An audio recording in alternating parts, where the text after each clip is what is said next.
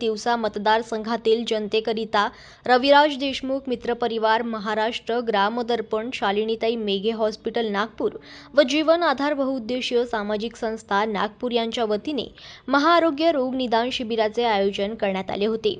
या महाआरोग्य शिबिराला मतदारसंघातील महिला पुरुष यांनी भरगच्च असा प्रतिसाद दिल्याचे चित्र पाहायला मिळाले।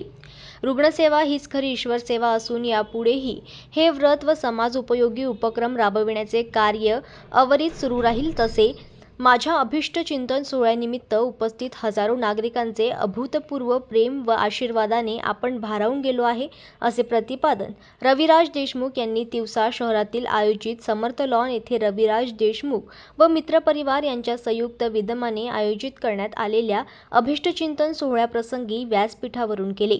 यावेळी व्यासपीठावर श्रीमती कमलाताई गवई, आमदार रामदास आंबटकर, संजय गाते, गजानन कोल्हे, निवेदिता चौधरी, रवी चव्हाण, मनोहर सुने, सुधीर रशे, पत्रकार मयूर खापरे, निलेश देशमुख यांच्यासह अनेक मान्यवर उपस्थित होते।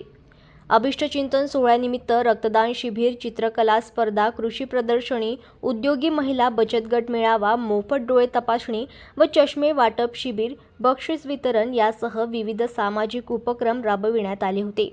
तसेच यावेळी बंजारा समाजातील महिलांनी बंजारा नृत्य सादर करून उपसंतांची मने जिंकली। सदर कार्यक्रमाचे उद्घाटन व दीपप्रज्वलन आमदार राजेश आंबटकर व श्रीमती कमलाताई गवई यांच्या हस्ते मान्यवरांच्या उपस्थितीत करण्यात आले। यावेळी व्यासपीठावरील उपस्थित मान्यवरांनी आपले विचार व्यक्त केले। दिवसभर संपन्न झालेल्या विविध उपक्रमामध्ये तिवसा मतदारसंघातील हजारो नागरिक सहभागी झाले होते।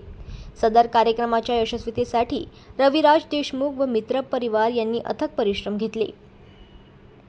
जनमत लाईव्ह न्यूजसाठी चांदूर बाजारमधून मयूर खापरे यांची रिपोर्ट।